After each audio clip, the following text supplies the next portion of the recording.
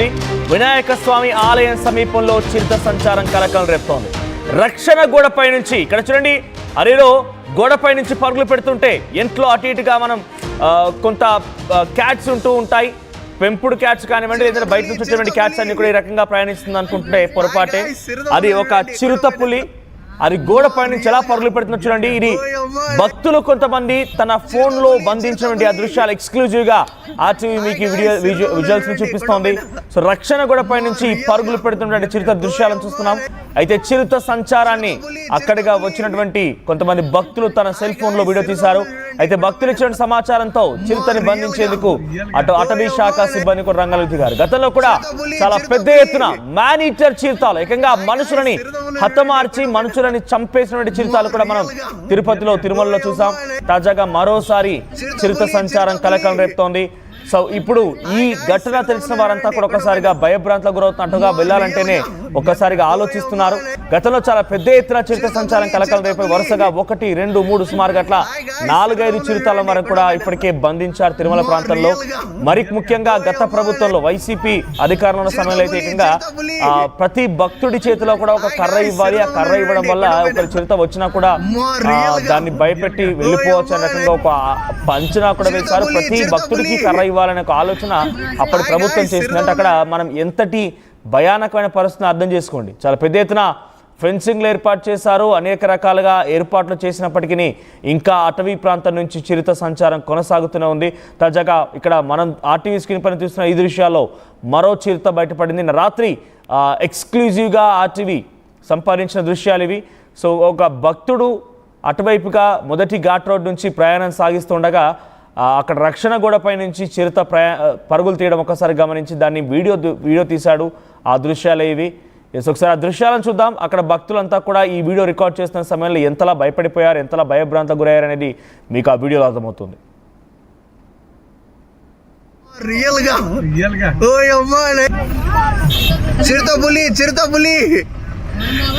Hi guys, చిరుత పులి చూడండి కొండపైన.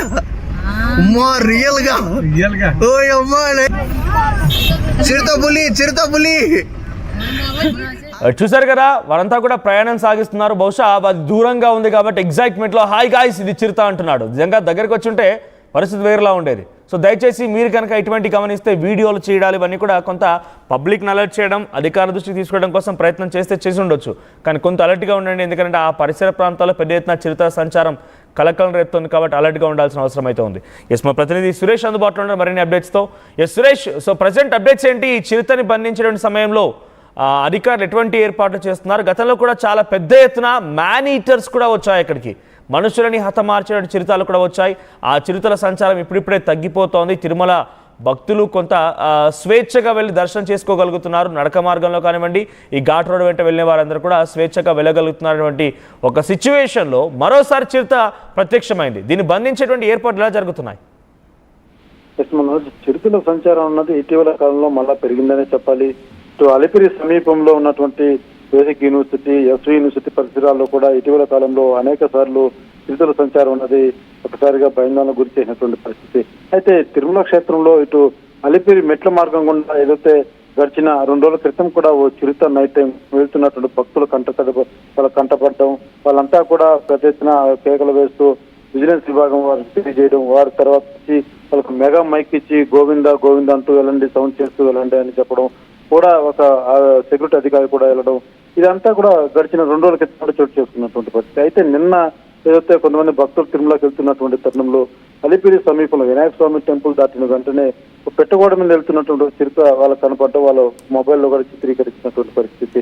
అయితే ఇటీవల కాలంలో మాత్రం వరుసగా చిరుతల సంచారం అన్నది మాత్రం బాగా పెరిగిందని చెప్పాలి. అయితే ఇది వరకు ఉన్నటువంటి సంచారం కంటే కూడా ఆ గతంలో చోటు చేసుకున్న సంఘటన తర్వాత అధికారులు బోన్లు ఏర్పాటు చేశారు, వాటిని బంధించి జూ పార్క్ లో వదలడం, ఇవన్నీ కూడా జరిగినటువంటి పరిస్థితి. అయితే ఇవాళ మళ్ళా చిరుతల సంచారం అన్నది ఇటీవల కాలంలో ఎక్కువ సంచరిస్తున్నటువంటి పరిస్థితులు మాత్రం నెలకొంటున్నాయి. అయితే టీటీడీ దీనికి ప్రత్యేకమైనటువంటి చర్యలు ఏదైతే ఆ కాలర్ మైక్, ఇది ఒక నూతన టెక్నాలజీని తీసుకొని వచ్చి కాలర్ ట్యాగ్ అన్న ఒక విధానాన్ని కూడా తీసుకొచ్చే విధంగా కూడా ఇప్పటికే చేస్తున్నటువంటి పరిస్థితి. దానికి అనుగుణంగా అడుగులు కూడా వేసింది. ఏదైతే ఆ యొక్క టెక్నాలజీ ద్వారా కదలికలు గుర్తించి ఆ ఏరియాలో, ఆ ప్రాంతంలో చిరుత పలానా చోట వస్తుందనో, లేకపోతే ఇతర జంతువు అక్కడ కదలికలు గుర్తించే విధంగా ఈ యొక్క టెక్నాలజీ యూజ్ అవుతుంది. దాన్ని కూడా ఇప్పటికే టీటీడీ అలాంటి ప్రతిపాదన కూడా తీసుకొచ్చి గుర్తించేలాగా దాన్ని అవలంబించేలాగా ప్రయత్నాలు చేస్తున్నటువంటి పరిస్థితి. అయితే చిరుతల సంచారం అనేది మాత్రం ఇటీవల అటు నడకదారులు వెళ్ళేటువంటి భక్తులకు కావచ్చు, ఇటు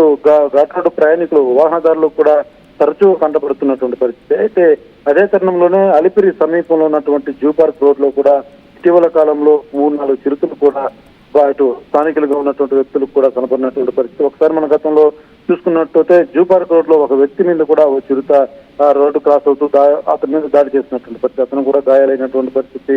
ఆ తదనంతరం ఇటు అలిపిరి మార్గం గుండా కూడా మెట్ మార్గం గుండా కూడా వరుసగా భక్తులు అయితే తెలియజేస్తున్నటువంటి పరిస్థితి. మేము చూసాము, అక్కడ వెళ్ళి చూసామంటూ కూడా అనేక మార్లు కూడా తెలియజేసినటువంటి పరిస్థితి. మొత్తానికి ఈ ఇటీవల కాలంలో మాత్రం చిరుతల సంచారం అనేది బాగా ఎక్కువైన నేపథ్యంలో టీటీడీ మాత్రం మరింత అటవీ శాఖ అధికారులు మరింత భద్రత అయినటువంటి పరిస్థితులు మాత్రం నెలకొల్పుతున్నారు. అదేవిధంగా వెళ్ళేటువంటి భక్తులు కూడా సూచనలు చేస్తున్నటువంటి పరిస్థితి. వెళ్ళిన నైట్ టైం వెళ్ళేటువంటి భక్తులంతా కూడా గోవిందనామాలతో స్మరించుకుంటూ శబ్దాలు చేస్తూ వెళ్ళాలంటూ కూడా భక్తులకు ఆదేశాలు జారీ చేస్తున్నారు. ఇప్పటికే మధ్యాహ్నం పైన ఏదైతే చిన్నపిల్లల్ని కూడా అరెస్ట్ చేసేటువంటి పరిస్థితి లేదు తిరుమల క్షేత్రం నడక మార్గం గుండా. ఎందుకంటే గతంలో జరిగినటువంటి అనుభవాల దృష్ట్యా కూడా ఇవంతా కూడా టీటీడీ అయితే భద్రత అయితే ఏర్పాటు చేస్తామని చెప్పాలి. అయితే చిరుతలు బంధించేందుకు కొత్త టెక్నాలజీ వినియోగించేందుకు మాత్రం టీటీడీ అడుగులేసే దిశగా ఇప్పటికే యోచిస్తున్న నేపథ్యంలో రానున్నటువంటి రోజుల్లో పూర్తి స్థాయిలో ఈ యొక్క చిరుతల సంచారం భక్తులకు ఎటువంటి ఇబ్బంది కలిగించకుండా ఉండేందుకు మాత్రం ప్రత్యేక ప్రామాణికాలు మాత్రం పాటించే విధంగా అయితే టీటీడీ యోచిస్తుంది. మనం రైట్. అంటే మొన్న ఈ రోజు కనిపించిన ఈ దృశ్యాల్లో ఘాట్ రోడ్ పైన రక్షణ గోడ పై నుంచి పరుగులు పెడుతోంది. మొన్న ఈ మధ్య మరొక చర్చ కూడా జరిగింది. కాలిబాట మార్గాన వెళ్తున్న సమయంలో 350 మెట్టు దగ్గర ఒక చిరుత హల్చల్ చేసిందని చెప్పి, అది ఇది ఒకటేనా అంటే వేరువేరుగా ఉన్నాయా? అంటే ఈ నేపథ్యంలో 2 చిరుతలు ఉన్నాయని చెప్పి అనుమానం వ్యక్తం చేస్తున్నారు అటవీ శాఖ అధికారులు. ఏదైతే మేము చెప్పినట్టుగా ఇది ఒకే చిరుత అని చెప్పడానికి లేదు. ఎందుకంటే అది జరిగింది 3 స్టెప్స్ కొండ మీద ఆల్మోస్ట్ మెట్ల మార్గం మధ్యలో.